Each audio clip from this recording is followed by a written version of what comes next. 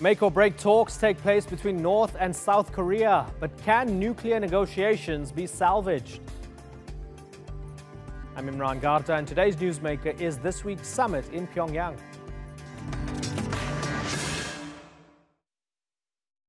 It's 11 years since a South Korean president stepped foot in Pyongyang. Now, in scenes few could have imagined just a few months ago, Moon Jae-in has traveled to the north, where he's received a hug from Kim Jong-un on the tarmac, while cheering northerners waved flags and bouquets of flowers. The men are discussing an end to North Korea's nuclear program, building a joint economy, and the possibility of reunification. But few observers expect anything to celebrate after the conclusion of the summit. President Moon Jae-in's own spokesman even played down the chance of a groundbreaking agreement. It's a far cry from Moon and Kim's vow during their first summit to bring an end to the Korean War. So, what will be the next step for these two leaders after walking off the red carpet? Randolph Nogel has more.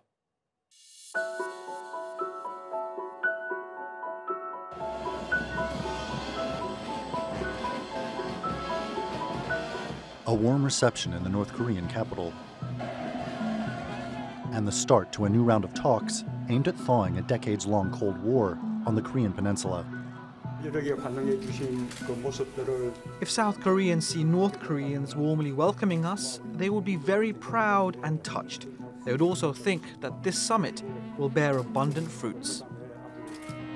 South Korean President Moon Jae-in is in Pyongyang to discuss an informal declaration of the end of the Korean War.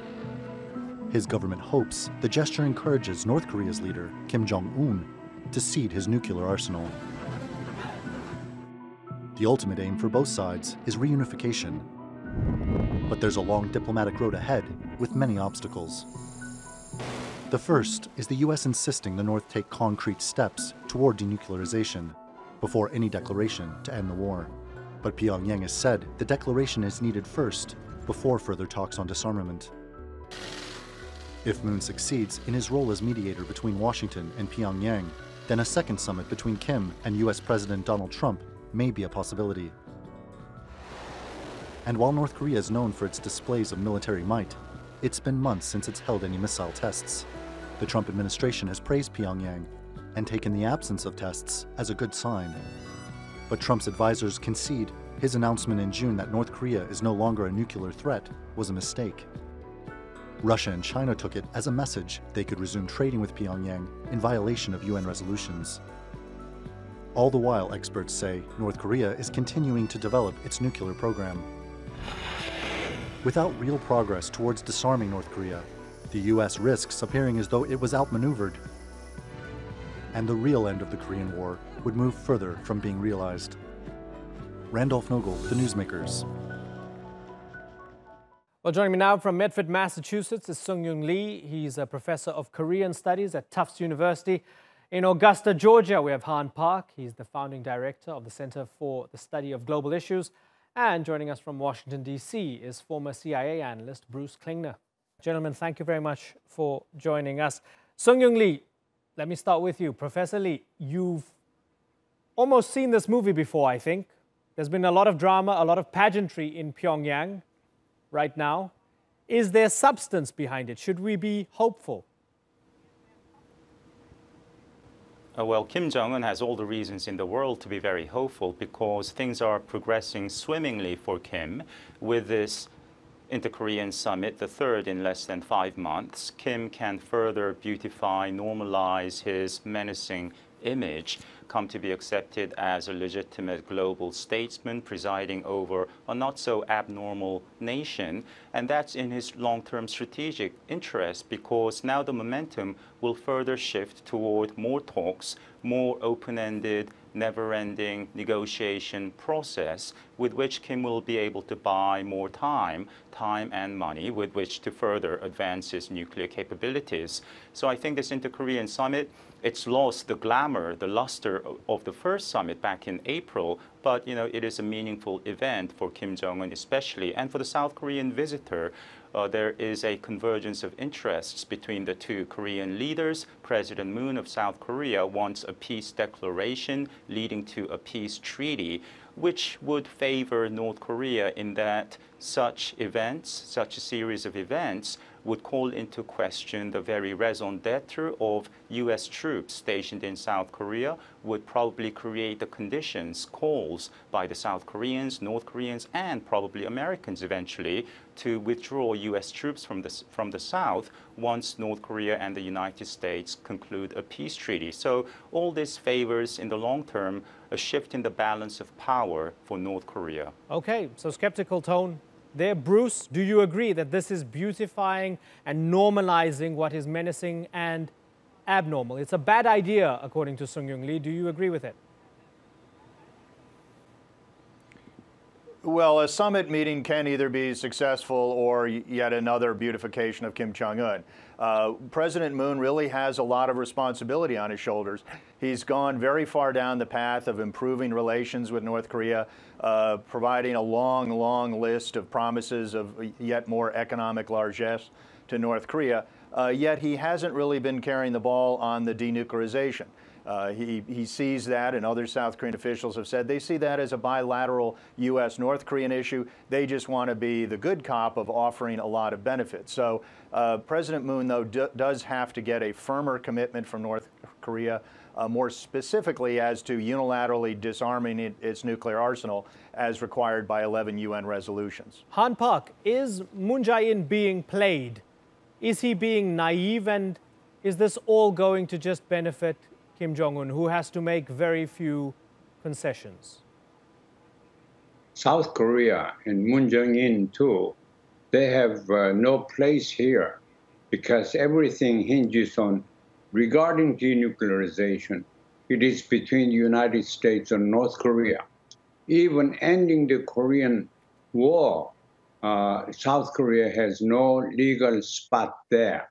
So South Korea is simply an mediator, facilitator, as opposed to a provider of security or peace. So it is so important that we realize the limit of South Korean authority and power. And we have to involve eventually, hopefully sooner, the United States so that tangible and realistic improvement can be worked out between the United States and North Korea. That's an interesting point. Sung-Young Lee, I know you and Han Park don't agree on much, but would you agree with the fact that rather than the United States being a mediator between the two Koreas, in reality, it's more like South Korea is actually the mediator between the United States and Pyongyang? I think mediator is the wrong moniker because that implies a neutral role between two adversaries. But to South Korea, the United States is South Korea's sole ally. So for the South Koreans, and they do say it, to come out and say that they're playing the role of the mediator is a bit problematic. South Korea's role here is actually quite important because South Korea is well positioned and certainly has the intention to return to the kind of very generous engagement policy we've seen before between 1998 and 2008. In particular, President Moon's former boss, the late President Roh Moo-hyun, when he was in power between 2003 and 2008, gave North Korea, on the record, $900 million worth of goods, most of that in cash, for 5 years. That is a very agreeable arrangement if you are the Kim regime. And of course, President Moon came with South Korea's wealthiest people, the owners, de facto owners of these chaebol, the conglomerates, head of Samsung, SK, LG, and so on. And that, of course, implies, more than implies, that South Korea is just itching to give, to invest in North Korea, and that works in Kim's favor as well. Han Park, do you believe that the North has managed to drive a wedge between South Korea and the US over the past few months? No, I think that if you look at from purely security point of view, that observation is valid. But now North Korea doesn't want security, it wants peace because it wants economic development more than anything else. Would like to end the Korean War. Instead of having another security arrangement, it wants peace agreement. So that requires the participation of the United States and everything now is hinges on American gestures. Professor Lee, does North Korea want peace? When we talk about peace, what are we talking about? We have had no war. There has been no war in or around the Korean Peninsula since the signing of the armistice in 1953, whereas if you look at the period, 60-year period leading up to the outbreak of the war in 1950, I count 5 major wars in and around the Korean Peninsula. What does that mean? It has long-term implications. Simply, South Korea has grown very successful, very rich, and that means that the South Korean government and the public, understandably, have no stomach to raise tension, to escalate tension with North Korea. So when North Korea says we want peace, we want to end the war, North Korea has some other objectives in mind, namely dismantling the UN command, dismantling the Combined Forces Command, the alliance between the US and South Korea, and eventually evicting US troops from South Korea so that North Korea would be better positioned to censor, bully, emasculate South Korea. Okay, Bruce, I'm going to come to you in a minute. I'm not ignoring you, but I want to get Han Park's response to this. Han Park, they only want peace on their terms, right? And those terms aren't acceptable to the vast bulk of the international community. I mean, they may want security on their own terms, but peace doesn't have an ownership. We have to make sure that peace is not the absence of war. If you define that way, there would be no peace. Peace is accommodation of differences as expressed in June 15th agreement between the two sides, and America certainly went along with that. So we have to look at accommodating differences, and even North Korea is a different system. We should accept the way it is rather than trying to make it the way we would like to see it unrealistically. Right. So the difference between peace and security is so vital in understanding present climate here. Bruce, we've had 3 months since that Singapore summit. Enough time to take a step back and try to look at the U.S. role and what it means with regards to North Korea. What is the U.S. role right now? Well, the U.S. is trying, as it has in 8 previous international agreements with North Korea, which all failed, and through 11 UN resolutions, is trying to get North Korea to denuclearize. In the UN resolutions, there's no requirement to provide benefits to North Korea. The international community, not just the United States, requires that North Korea abandon not only its nuclear, but also its missile and biological and chemical warfare programs in a complete, verifiable, irreversible manner. So that is what is required by the UN of North Korea. So as for peace, one would think of, well, who has been the one that's violated the peace since 1950? That has been repeatedly North Korea. They've invaded the South. They've committed countless acts of terror, acts of war, acts of aggression, numerous threats, etc. So it's the U.S. and South Korea which should be asking for declarations of non-hostile intent by North Korea, not the other way around, as Pyongyang repeatedly does. Han Park, have the violations been as one-sided as Bruce puts it? No, I think both sides. The United States in 1994, that agreement in Geneva, the United States has been unable, for domestic reasons, unable to carry out its obligation. So that was the beginning of deterioration with respect to denuclearization. So it is so important now. South Korea, we have a new regime. In America, we have entirely different kind of foreign policy postures by this president. He may be unable to carry out his ideas, but we are looking at new reality domestically as well as internationally. We should pursue more positively, accept North Korea the way it is, and as the South Korea is trying to do. So everything hinges on the United States policy. Sung-Young Lee, on a scale of 0 to 100 as things stand, what are the possibilities that in the near future we'll have denuclearization of North Korea? I would say about minus 100. About as high as the probability of, through artful diplomacy, persuading any of the other 8 nuclear weapons possessing states to give it up.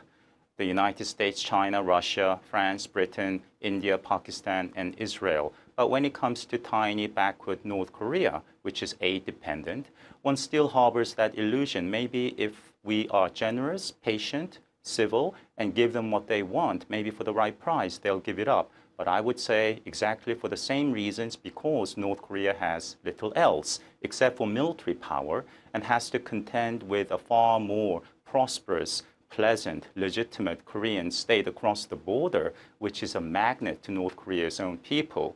You have a problem, you don't give up your nuclear capabilities. So are we all just wasting our time then if, as you say, nobody will actually give up their nukes willingly, especially not North Korea, especially when it's the only thing that they have? So would any kind of long-term peace deal mean that you have to accept that they have nukes and they're going to keep them? So can we learn to live with a nuclear North Korea, assume that it will behave like a conventional nuclear weapons state, not threatening nuclear annihilation every now and then? Maybe, but maybe not. Why? Because of the basic internal dynamic in the Korean Peninsula.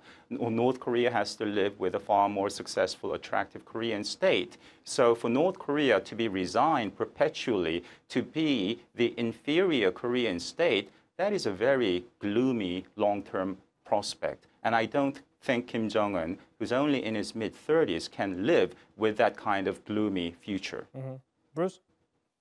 We all need to wake up to the reality that North Korea is already a nuclear state, nuclear-capable state. So that's the only reason they are denuclearizing, agree to denuclearization. They will never give up completely nuclear capability, without which they cannot ensure security. Right, right. Han Park saying that's the reality. Bruce? If we accept North Korea as a nuclear state, we've undermined the Non-Proliferation Treaty. We've undermined 11 UN Security Council resolutions. We send a dangerous signal to other nuclear aspirants like Iran and others. And a peace declaration or a peace treaty has a number of ramifications, all negative, as Professor Lee pointed out. It sets in motion this feeling that if the war is over, why does South Korea and the U.S. have such a strong deterrent against additional North Korean attacks? What you have a peace treaty should require is conventional force reduction, such as we had in the Conventional Armed Forces in Europe Treaty, where we reduce the conventional threat by North Korea to the Republic of Korea, but not before that. You need to have reductions before you have this declaration, which could set in train reductions of the Allied deterrence. Han Park, are you convinced by any of that? Yes. The fact that North Korea, Kim Jong-un wants economic development is a reality, and the extent of their desire is extremely high. So we should mobilize this, manipulate this, give what they want. And that is peace and replacing the armistice agreement with a permanent peace arrangement. That's what we should give. Otherwise, North Korea as a nuclear state is much more a realistic threat to the danger of the world and the region. And as you say, Han Park, you keep on mentioning that the United States is the key actor here. If there are Chinese viewers watching this segment, wouldn't some of them be thinking, hey, what about us? Aren't we the biggest influencer when it comes to the behavior of North Korea? Yes, for Korean Peninsula's peace, we've got to include China. China is one of the signatories of the armistice agreement currently we have.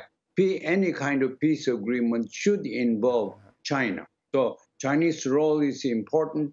Chinese real contribution to the Korean peace is there. It has the ability, it has the willingness. Seung-Yoon Lee, is what the Chinese want and the United States wants. Is that the same thing? Not really. The U.S. is quite far from the Korean Peninsula, as we know, has no real territorial geostrategic aspirations except for protecting U.S. interests in the region in concert with Japan, whereas China for hundreds of years, 2,000 years at least, has enjoyed great sway over the Korean Peninsula. North Korea is China's sole treaty ally and vice versa.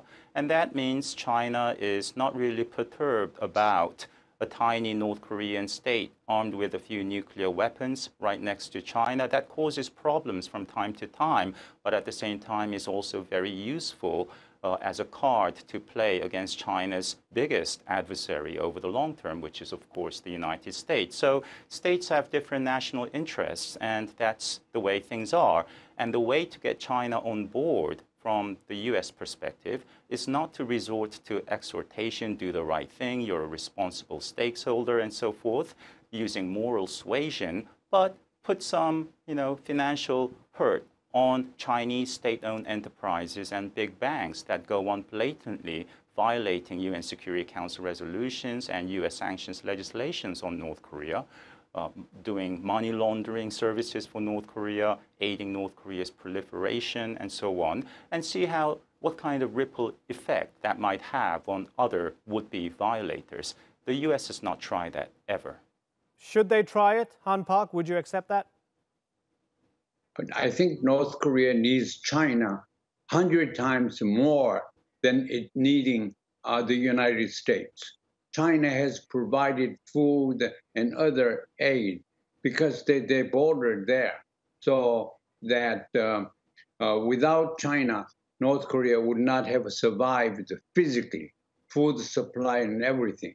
So North Korea is realistically very keen to the reality, and North Korea will never ignore and make its relations with North Korea insignificant. So it's there, but they can live without the United States, but they cannot live without China. Okay, let's see what happens after the Pyongyang summit. Gentlemen, it's been a pleasure talking to all of you once more on the Newsmakers. Sung Young Lee, Bruce Klingner, and Han Park.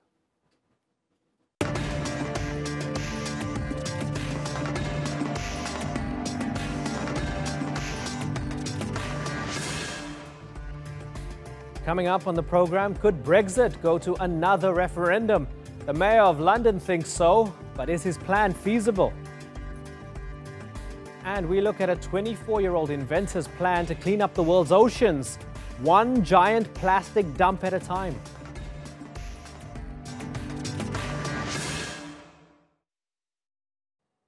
The Mayor of London thinks that when it comes to Brexit, the UK deserves a second chance. Sadiq Khan has called for another EU referendum, saying current Brexit negotiations are chaotic and will leave the country with a bad deal.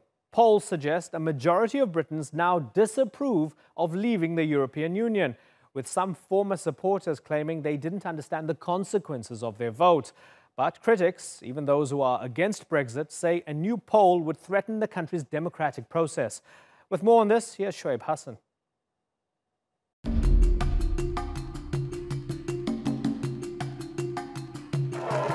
It's the latest move to try and stop the UK from exiting the European Union. In 2016, Britons voted to leave the Union in a tight referendum, and the decision has since become the stuff of nightmares for leaders who once supported it. A gathering chorus is calling for a second referendum, and now one of the UK's most popular politicians has joined in. This is really important. I'm not one of those advocating for a rerun.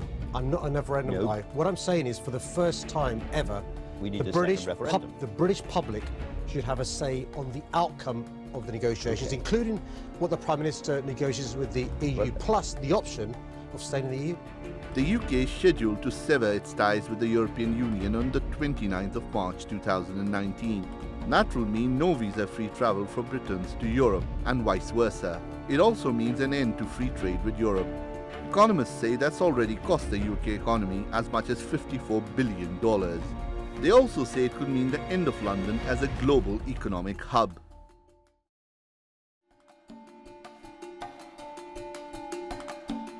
The UK's government says it's committed to following through on what it calls the will of the people.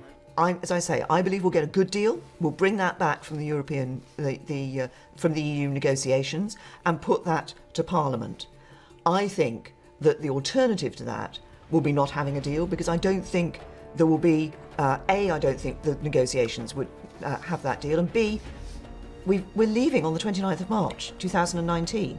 Despite the British Prime Minister's insistence, the UK and EU have yet to agree on many key issues. The biggest, how to manage the 310-kilometre border between the UK's Northern Ireland and the Republic of Ireland.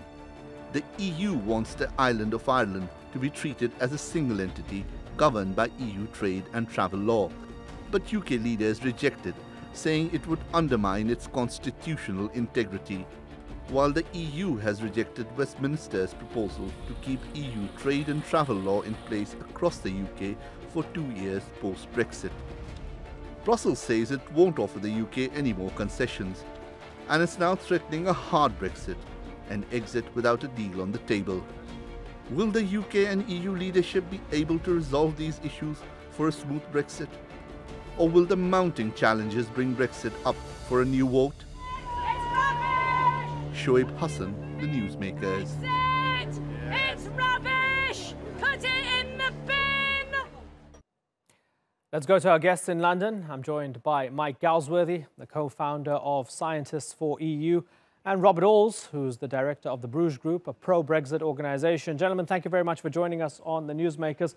Mike, 2 years on, this is looking like a very ugly divorce. They're fighting over the kids and all sorts of things. Do you want another referendum, just like Sadiq Khan? Yeah, I think it's actually going to be necessary. Initially, I didn't. Initially, at Scientists for EU, our responsibility after the vote was to make a plan for UK and EU science after Brexit. And so that's what I did, and I put it to the government and published it elsewhere. But as time went on, I was always supportive of those people who said that if it really becomes messy, if it really becomes something that the public doesn't want, and if it starts falling apart, then the public always have the right to pull the plug on it and to say, this isn't what we want anymore. And the current situation is this. Our government have put a broken checkers plan before the EU that doesn't even have parliamentary support back home. Those that would like to replace it don't even have a plan to replace it with. And so we're in a hell of a mess with time running out, and more people are interested in exactly what you're saying, another vote to reassess where we are. OK, Robert, we have YouGov polls suggesting that it's not just Mike, but you have many others who might have even voted for Brexit, experiencing some buyer's remorse. In a democracy, why not give it another go 2 years on? Well, the numbers have hardly moved since the referendum, and there was opinion polls, most opinion polls since the referendum date have supported leaving the European Union. And it's not just a matter of the referendum that was 2 years ago now. There was the overwhelming support behind that referendum, the Act of Parliament that created that referendum, the manifesto commitments to have a referendum on the European Union. A general election has since taken place in 2017, where 80% of the MPs were elected on manifestos of leaving the European Union. And actually, not only that, but also taking us out of the single market and the customs union. That has all been approved. The government has got the power, have been given the power by Parliament to take us out of the European Union and negotiate an exit. This is the biggest mandate in British political history in terms of a referendum, and of course the overwhelming support. But you've still got people who are trying to really change the vote at the last referendum. That's the real aim. And we just need to get on and move forward and take Britain out of the European Union, as the general elections have proved, and of course as the referendum has delivered. We need to move forward now, and all this is just delaying and not actually forming the new future that Britain should have outside of the EU. It's just a delaying tactic and actually weakening Britain's negotiating hand in Brussels. OK. Mike, I want you to have a listen to Michael Gove, who responded to the Mayor of London's call for a new referendum. Have a little listen to Michael Gove. I felt it was interesting and troubling that he wants essentially to frustrate the vote that we had 2.5 years ago. People voted clearly. 17.4 million people voted to leave the European Union. And Sadiq is essentially saying, stop, let's delay that whole process, let's throw it into chaos. And I think that would be a profound mistake. OK, so Mike, there you have the Environment Secretary basically saying what Robert's saying as well. Sadiq Khan and you and others want to frustrate democracy. You have a contempt for democracy. How many more times do you want to have a spin of the wheel until you get the right answer? They feel the people have spoken. It was free and fair. Get on with it. So the people have spoken, right. So here's one of the most amusing myths, that Ramonas are somehow frustrating the process and blocking things up. We're not. We're just watching it from the sidelines. We're getting alarmed and saying, if it all goes to the wall, we need a backup plan in order to ditch the mess. So the Ramonas, the Remainers have had no say in this. The Brexiteers themselves, who've been driving this project, cannot agree on a plan. Let me repeat, the Brexiteers who've been driving this process cannot agree on a plan. Even those that want to ditch Chequers and form their own alternative plan can't come up with a plan. They wrote a plan and then they decided to shelve that plan. So it doesn't matter who's driving the bus or the fact that you want to drive a bus. If you don't know where you're going and the steering wheel is broken, you're not going to get very far. So the Ramonas, the Remainers, you know, have nothing to do with frustrating the process. It's the people who want Brexit themselves that are frustrating each other and fighting like ferrets in a sack and getting us nowhere. It's us, the responsible ones, who are saying, right, let's build a path out of this. If they can't deliver something that is acceptable to the public. OK, so why don't come in, Robert. Forward your plan about how we'd go forward? But actually, your real plan is to have another vote to try and keep us in the European Union. That's your plan, the same old plan, the previous idea of having Britain in the EU. That idea failed. That was rejected by the British people. If you have so much to contribute, what's your idea for Britain being outside of the European Union? How would you help us take this project forward? You have nothing to say about that because your answer is join the EU. That's gone. That's bust. Has certainly left a long time ago. So you need to move forward, move on with your life, and move on with looking forward with how Britain can take Brexit to the next level and how Britain can be a success outside. Allow me to address this. Go ahead. I began by saying, immediately after the referendum, I, as a scientist, specialist in science policy, wrote a plan for UK and EU science after Brexit. It was called an 8-point plan for UK and EU science after Brexit. I put out a whole series of proposals, which the government are now largely acting upon, about how you would do that after Brexit. My preference would have been a soft Brexit within EFTA, working on something like that. But that's not what happened. Our government have hit a brick wall. And like I said, I always said there should be a backup, that if it does go to the wall, if it doesn't have the popular support, then we back up from the dead end and find our route out. Now, if you want Brexit, fine, you know, Brexit in principle, it's got these great ideas, but if you can't make it work, then you need to shelve the thing and come back another day when you actually do have a plan, a nice written plan that the public can actually support. It's very simple. It's like with any project. You start it. If it starts going wrong, you need to have an ability to just shift it. OK.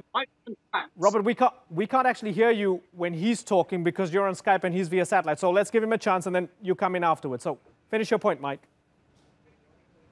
OK, so the point is 90% of growth and trade happening outside the EU. OK, fantastic, great. We want in on that.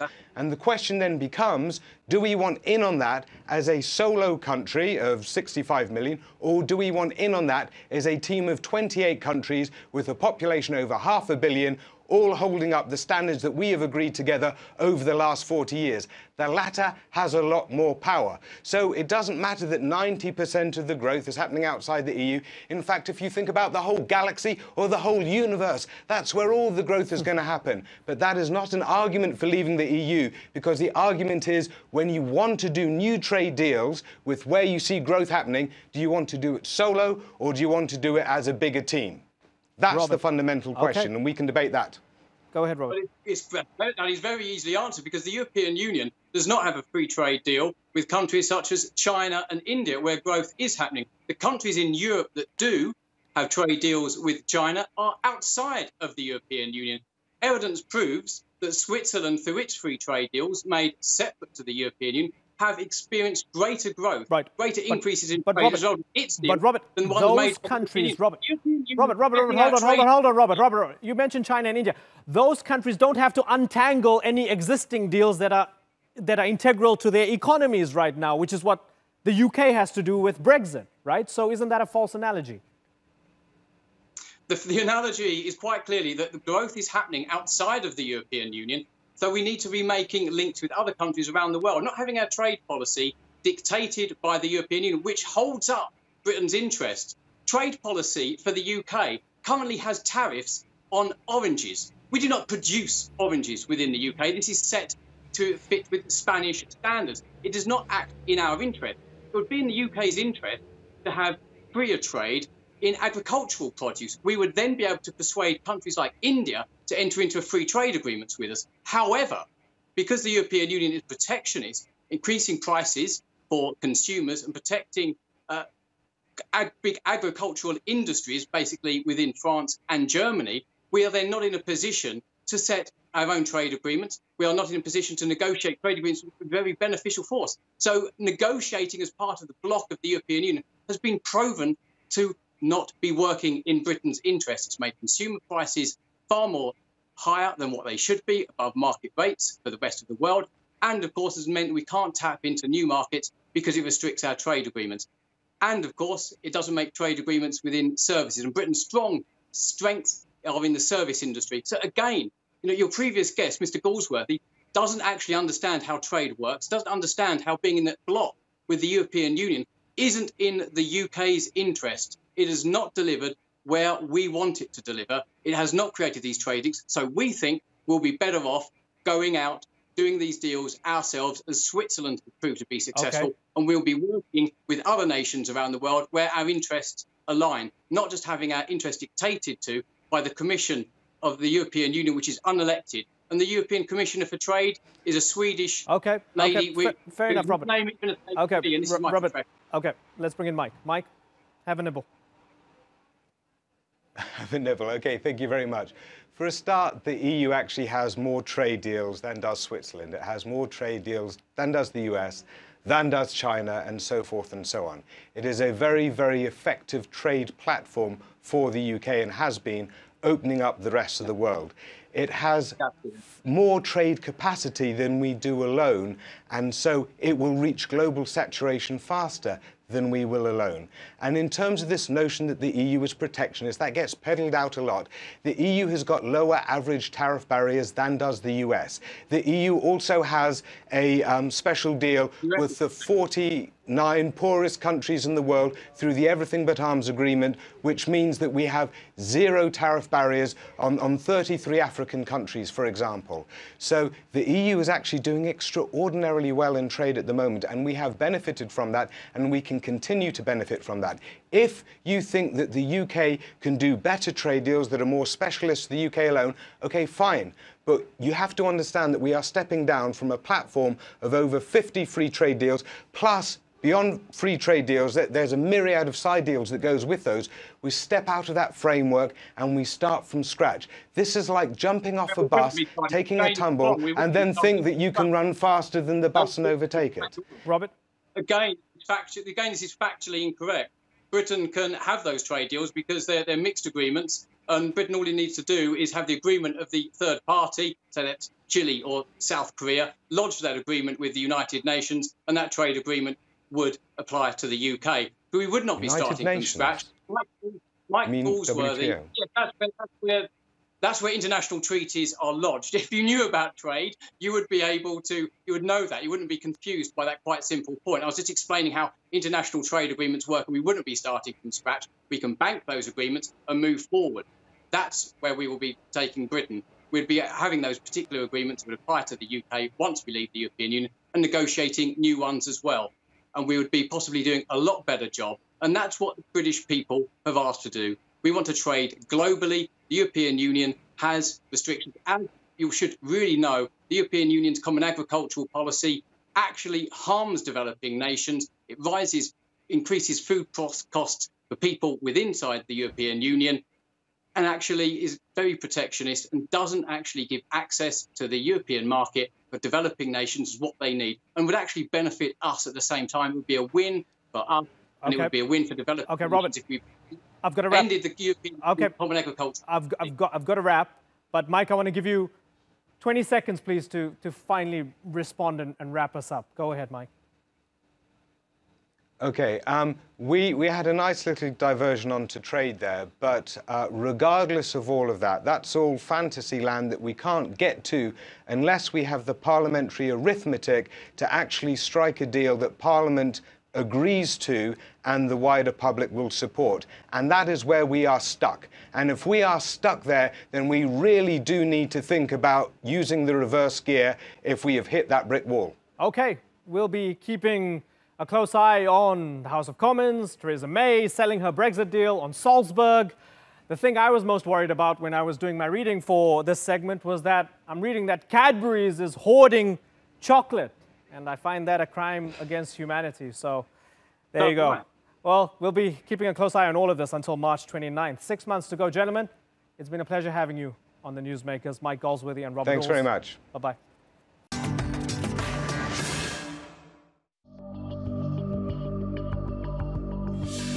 Over 100 species are already threatened by extinction thanks to this plastic pollution.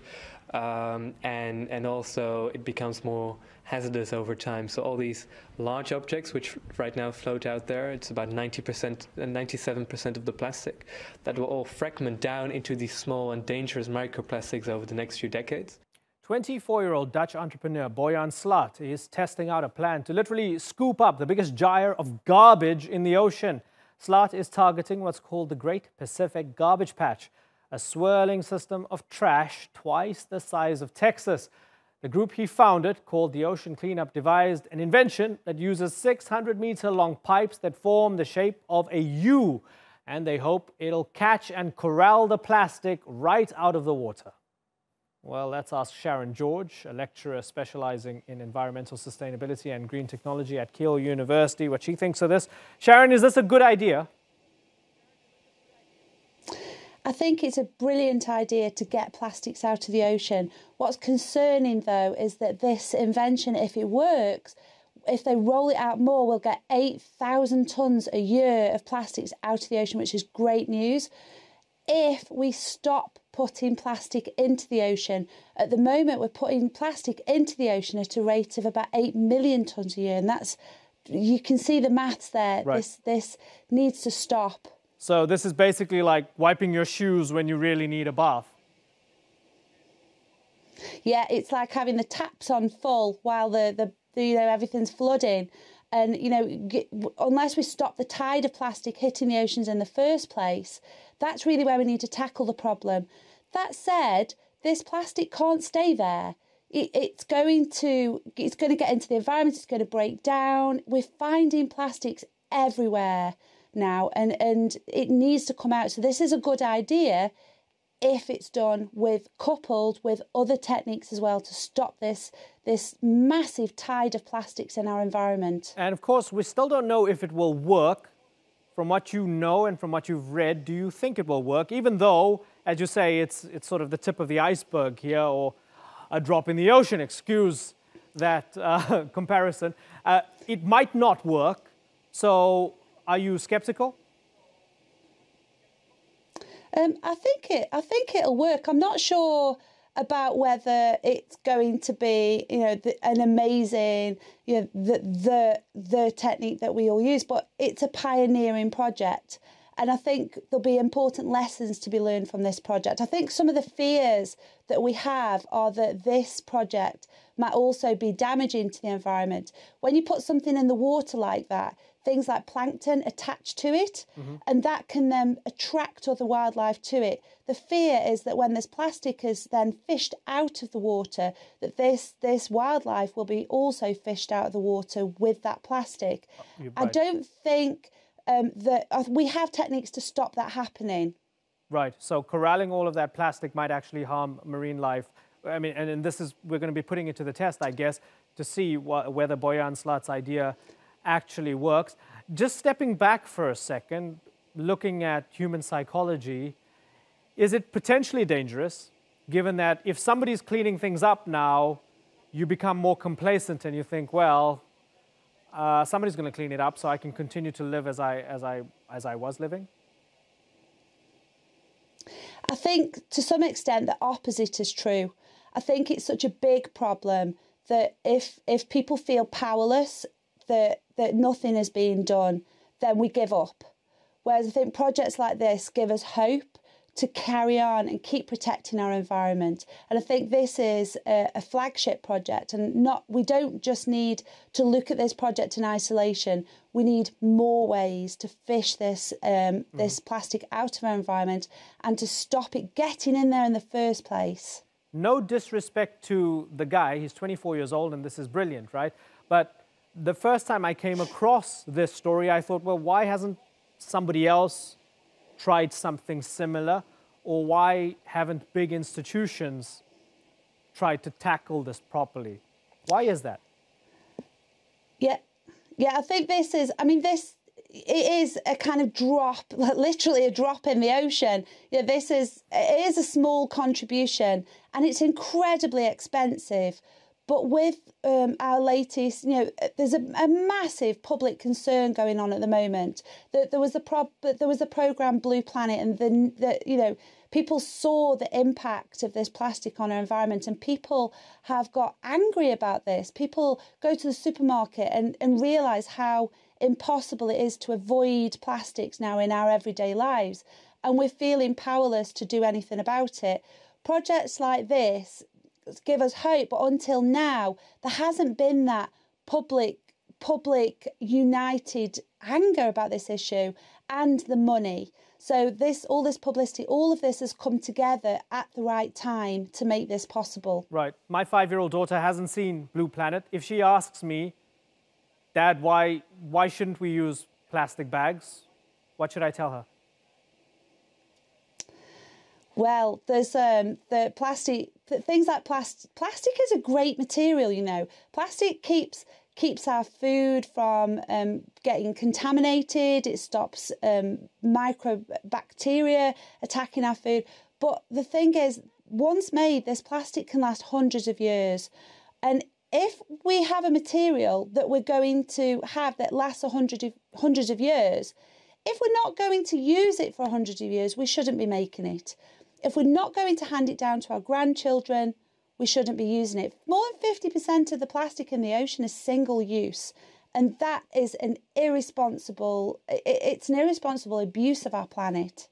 And just for absolute clarity, if somebody doesn't know what it's doing to the oceans and the fish, what is that plastic doing to the natural habitats and the fish?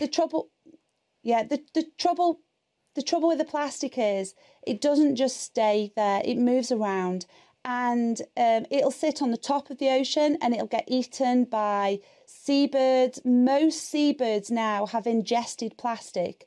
When that plastic gets into the gut of the animal, it stops it absorbing real food, so it's not going to be as healthy, so it won't breed as well, and it feeds this food to its young. And that then propagates. So we have a situation where wildlife is being damaged, but then it breaks up and it gets down into the water column and it gets ingested by smaller and smaller animals. We know this stuff is in our food chain right now. So this is something that won't wait. This plastic is in our ocean now, and the longer it's there, it's breaking up into smaller and smaller fragments and getting into our food chain. This is becoming urgent. Right, Sharon, why haven't current attempts at recycling worked? Well, there's several reasons for that. There's plastic is easy to recycle if you've got one material that is easy to maybe melt down or chop up into and reprocess into another plastic that can be used. But a lot of materials are what we call mixed material. So you have maybe, an example of that are the takeaway coffee cups, where you have a cardboard outer but then a plastic inner bit, or you have a foil lining.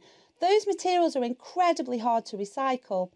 And those materials now, we've been exporting these materials to countries that take this material and then make this stuff disappear. This stuff doesn't disappear. It gets into the environment and it pollutes our environment. So these mixed materials are a problem to deal with, but also just the amount. So while we haven't got those systems at the moment to take these types of material, we're still producing more and more and more plastics, even though our ability to recycle the types of material and in the bulk of material that we've got, it's just not there at the moment. Okay, well, we're making a mess of our planet, and somebody's trying to, I don't know, solve it in some small way, and I guess we need to commend him for that. We'll see if the Great Pacific Garbage Patch can be cleaned up. Sharon George, we're out of time, but it's been good to talk to you. Thanks for joining us on the Newsmakers.